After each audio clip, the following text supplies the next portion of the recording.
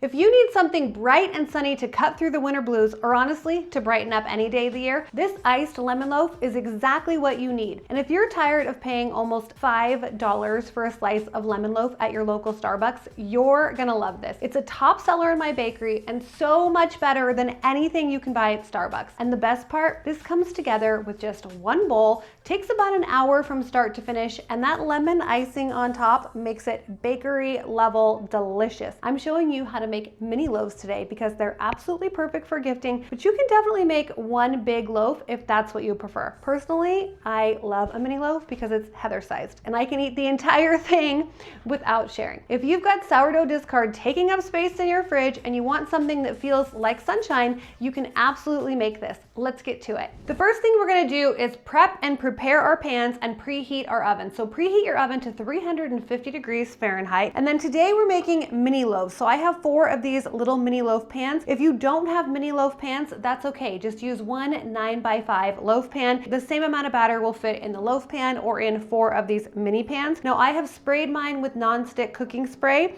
just to prepare it. We definitely don't want our little lemon loaves sticking once they're baked. So once you've got your loaf pan or your mini loaf pans all prepared and ready to go and your oven is preheated, we're gonna be zesting 2 lemons. So I've got some lemons here and we're gonna zest them. Now the zest is gonna actually go in the batter. So I've got my microplane here and I'm just gonna start zesting. When you're zesting your lemon, you don't wanna get the white part of the lemon, that's called the pith, and that part is going to be really bitter. So what we're just trying to get here is the yellow outer skin of the lemon. So once you've kind of gone over the area, don't keep going. Do you see that white part right there? That's the pith. That's going to be really bitter and you don't want that part. So we're going to use the zest of 2 lemons and then, whoa, try not to make a mess.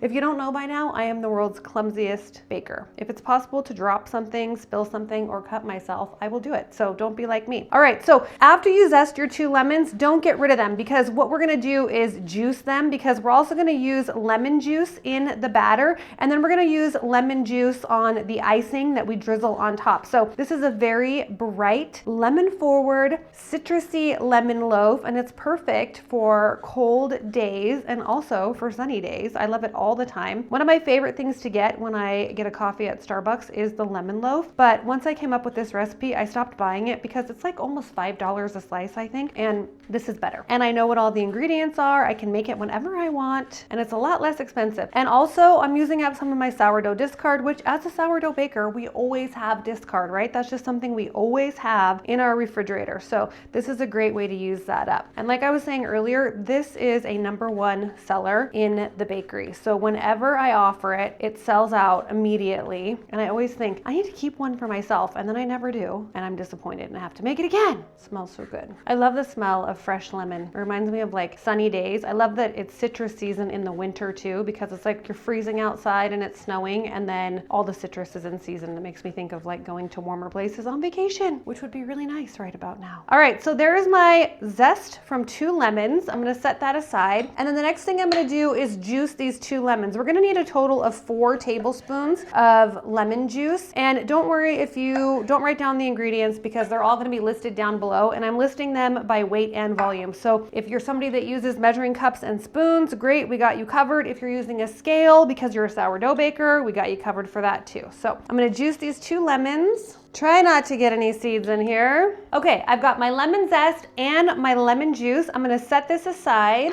and then we're gonna move on to mixing all of our wet ingredients. We're gonna combine all of our wet ingredients right now. Now you can do this in the bowl of a stand mixer with the paddle attachment, but sometimes I think it's just easier to do it by hand in a bowl and then I don't have to clean my mixer. So I'm gonna do it by hand, but if you have a stand mixer like a KitchenAid, go ahead and use that. So I've got 1 cup or 240 grams of granulated sugar, 1 cup of full fat sour cream or 240 grams. Don't use low fat sour cream. We're making a cake. It's not going to be healthy and that's okay, but it is going to be delicious. And I'm going to tell myself that since there's some sourdough discard in here, it's a little bit healthier than if there wasn't. I don't know if that's true or not, but that's what I'm going to tell myself, okay? Then we're going to put the zest from our 2 lemons in here. And remember, the recipe is going to be linked down in the description for you, so you don't need to remember this. All right. And then we're going to be putting in 2 tablespoons of fresh lemon juice, which is about 30 grams. This is the lemon lemon juice that we just juiced right a minute ago. Okay, so there's my 2 tablespoons of lemon juice. And then I'm also gonna add 1 teaspoon or 5 grams of lemon extract. This is a lemon paste. I love this lemon paste, lemon extract, whatever you have used. I just personally really like this lemon paste, and they have it at my local grocery store. It can be hard to find. I've seen it at Williams-Sonoma, but I love the flavor of it. It's kind of bright, and I don't know, it's like a bright, juicy lemon, but I've also used lemon zest plenty of times when I couldn't find this because it is kind of hard to find. So we're doing 1 teaspoon of lemon extract. Now, I know that we've got lemon zest in here, we have lemon juice in here, and you're probably thinking, do we really need to add anything else to it? But I really want my lemon loaf to taste like lemon and to be bright and fun, and so that's why I always add the lemon extract in there, and I do think that it makes a worthwhile difference, okay? And then we're gonna be adding in 80 grams of our sourdough discard. You can see how runny this is. So I wouldn't use discard that's more than like 3 or 4 days old, because then it tends to get too acidic and it tastes really sour, and we don't wanna add a ton of sourness to this. So don't use discard that's been in the refrigerator for 10 days. I try to use fresher discard. So I've got my discard, I've got my lemon extract, my lemon juice, my zest, my sugar. I'm gonna add in 3 eggs. And then the last thing that I'm gonna add in is some oil. Now I'm using avocado oil, but you could use vegetable oil if that's what you had. And you also could use, if you love olive oil and you have a really good one that you like, you could use olive oil in here. It would give it more of a distinct flavor, but an olive oil lemon cake is actually fantastic. So if you wanna use olive oil, go ahead and do that. I'm using avocado oil because that's what I have, but canola oil, vegetable oil, those will all work too. So I've got this going. I'm gonna switch over here to a whisk. Sometimes it can be a little bit challenging to get sourdough discard mixed in when you're doing baked goods. So I like using a whisk for this. Makes it nice and easy. You will see a few lumps. That's totally normal just from the lemon juice in there. Don't worry about that. It's not gonna cause any problems with your final recipe. All right, we've got all of our wet ingredients mixed in. Let's head on over and get the dry ingredients going. For our dry ingredients, we've got 190 grams or 1.5 cups of all-purpose flour, 10 grams or 2 teaspoons of baking powder, and 3 grams or 1/2 teaspoon of salt. Now, if my salt looks a little bit weird to you, that's because it actually is a vanilla salt. I had some leftover vanilla beans. I made some vanilla extract, and so I just blended them up with some salt. So you don't need that. It's just me being extra. But if you want the recipe for that, let me know in the comments, and then I can type that up and get that for you. I love having that vanilla salt around, especially if you have extra vanilla beans. It's just, I don't know, a little extra flavor. All right, so I'm gonna add my flour to a bowl, my baking powder, and my salt.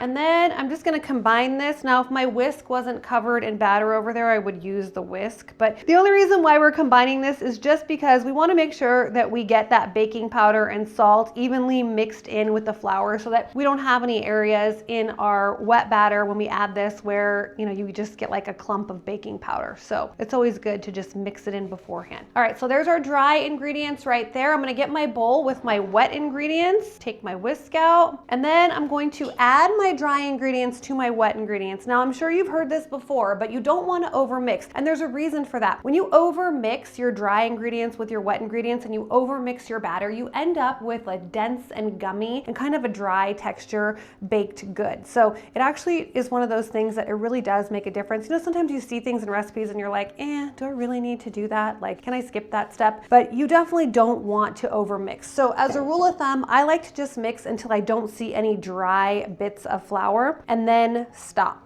And mixing is one of those things that it's kind of satisfying, so I get it. I understand why people overmix. I mean, I've done it plenty of times too, because you're mixing, it's just a satisfying thing. But definitely stop when you don't see any more dry bits of flour. I love this recipe for using up discard. It's a great way to do that. It turns out great every time. People love it. I love the lemon flavor, so I've still got a little bit of dry flour, and then let me scrape the bottom, and we're done. Now, don't worry. Do you see how this batter looks a little bit lumpy? That's fine. It's gonna be fine. There's nothing wrong with this, okay? This is exactly how it is supposed to look.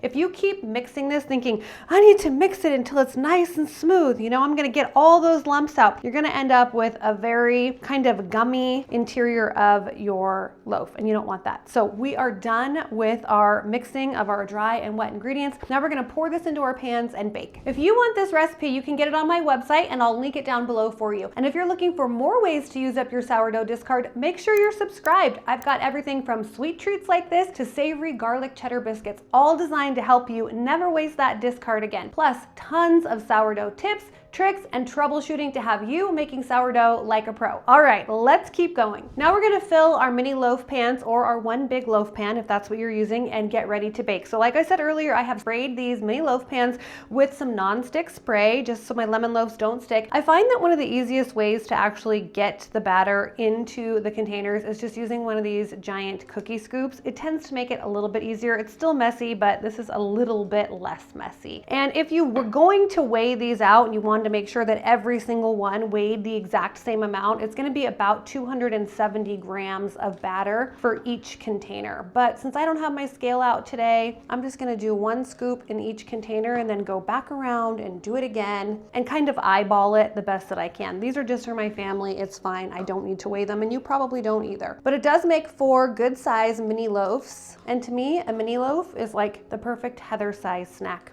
I can eat a whole entire one of these mini loaves, no problem. And I don't feel guilty about it either. So, all right, we're gonna fill these evenly. And then these mini loaves are gonna take about 35 minutes to bake in a 350-degree Fahrenheit oven. If you're doing the full 9x5 loaf, that's gonna take, closer to 50 minutes to an hour. You wanna just keep checking it. Okay, let me get the rest of this out. I don't wanna waste any of this batter. Let's see which one looks a little low, maybe this one. And then while these bake, we're gonna make the icing that goes on top, which is one of my favorite parts. And that's super easy too. It's just powdered sugar and the rest of the lemon juice that we have from earlier. Okay, so there we go. I've got my mini loaves here. They are ready to go in the oven at 350 degrees Fahrenheit for about 30 to 35 minutes. Again, if you have the larger loaf pan, it's gonna take maybe 55 minutes. You'll know that they're done when the tops are slightly golden brown and they spring back lightly when touched. So you're gonna push down on them, it'll spring back lightly. If you insert a toothpick into the center, it'll come out with just a few moist crumbs on it. They're gonna smell absolutely incredible. I mean, honestly, they smell like lemon sunshine. Let's go put these in the oven and then we'll come back and start making our icing. While our loaves are baking, we are gonna make our icing that goes on top. I love the icing. It has this like really lemony, bright taste, and it's fantastic. So what we're gonna do here is we're using my least favorite kitchen ingredient, and that is powdered sugar. I'm not a powdered sugar fan because no matter how careful I am, I make a giant mess every single time I use powdered sugar, so I cannot help myself. So what we're gonna do here is we're starting with 120 grams, which is 1 cup of powdered sugar,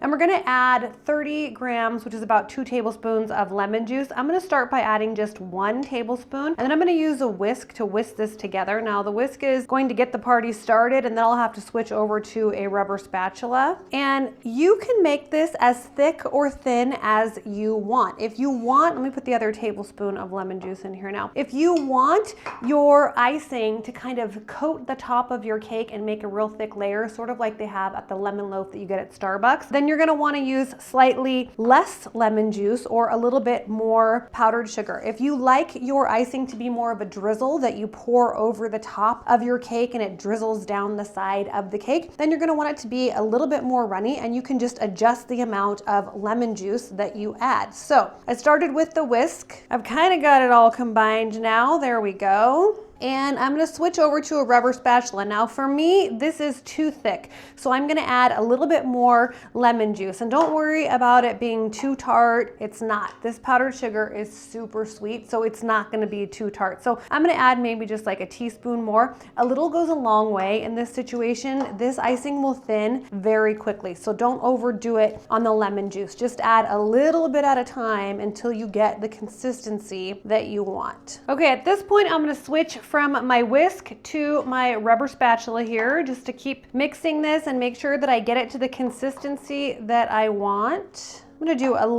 just a little bit more lemon juice because I do want it to be kind of a pourable consistency. And if you're somebody that like your family loves a ton of icing on their loaf cake, just double this. You can just double the amount of icing that you make, and you can put a lot on your lemon loaf, which is also equally delicious. Okay, so for me, this is the consistency that I'm going for. I can still spread this over the top of my loaf. Actually, let me add a tiny bit more. I want it to be pourable. I don't want to spread it over the top with like a spatula because then you'll tear your loaf. So you really kind of want it to be a pourable consistency. There we go. So that is the consistency that I'm going for, but you do whatever you like. And then I'll be able to spread this right over the top or pour this right over the top of my cake as soon as it comes out of the oven and cools. So it'll come out of the oven. I'm gonna let the cake cool for about a half hour and then we'll pour this on. So I will be back with the cakes as soon as I take them out of the oven. My little mini lemon loaves are out of the oven. They've been sitting for about 10 minutes and I'm going to carefully take them out of the tins and just leave them on the cooling rack to finish cooling. Now, these are hot, so they've only been out of the oven for 10 minutes. I am able to touch them, but they're hot, so just be careful, okay? Look at how cute they are. They're the perfect size for a Heather snack. I'm probably gonna let them sit for like another half hour. If I put my icing on right now, the icing is gonna kind of melt into the cake. Now, if you love that, like a gooey cinnamon roll where the icing has melted in, you can go ahead and drizzle your icing over right now. But for me, I like that thick layer of icing, so I'm gonna wait a little bit until these are cool, and then I will ice them. So I'll come back probably in like 30 to 45 minutes, doesn't take that long, and then we will get these iced and I'll show you what they look like. Okay, I can't wait any longer. They are as cool as they're gonna get for right now, and I'm going to drizzle this icing right over the top. Now, I have the icing that we made earlier, which is kind of a drizzle consistency, and I'm gonna drizzle this over the top of 2 of them. And then I have the same icing, I just made it a little bit thicker, and I have it in a piping bag here, and I'm gonna pipe that over the top too. So you can see what the difference is like if you wanna double the icing and make a really thick icing, or if you want it kind of thin, more like a glaze. So we've got the glaze here. I'm gonna go right over the top of one of these. I have some parchment paper underneath just so that I don't make a giant mess. And you can put as much or as little icing as you want, depending on whatever your family likes. We like icing around here, so I'm going for it. So good. I love when it just drips down the side, so you get it in every single bite. It's like a bite of sunshine, especially in the winter time. I just love it. Okay, so now I've got my thicker icing right here, which is just in a piping bag, and I'm just gonna pipe this right across the top so you can see. If you want that real thick layer of icing like you get when you buy a slice of lemon loaf, you're gonna wanna go with a thicker icing, and then I just kind of pipe it on like this, and slowly it will drip down the sides. And this is how we do it in the bakery. Now, if your cakes are still warm, it's gonna drip down the sides a little bit more, which is also delicious. So there you go, you've got 2 options, the glaze or more of the icing. And so this icing will set up, give it like 10 or 15 minutes, it'll kind of form a light crust on the surface. So good, but you know what? Because the cakes are done and I've got a line of family members out the door who have been waiting for this to be done because they love this too, I am going to put one of these on this plate and I'm going to bite into it and show you how amazing it is. This is one of the easiest recipes that you can make, but it's also absolutely delicious. So good. I don't know if you can see inside there. This is probably my favorite thing that we make in the bakery. I love it. It's really good. You definitely need to make it. This iced lemon loaf is pure sunshine in cake form, bright, moist, and perfectly sweet. Honestly, it's my favorite way to use up sourdough discard, and these mini loaves make the cutest gifts, or if you're like me, they're the perfect size for a snack. If you've been wondering what to do with all that sourdough discard in your refrigerator, this is the way to use it up. And no more spending $5 on one slice of lemon loaf when you can make your own. And if you're looking for more sourdough tips, tricks, step-by-step tutorials, or recipes, I'll put another video up here for you and I'll see you over there.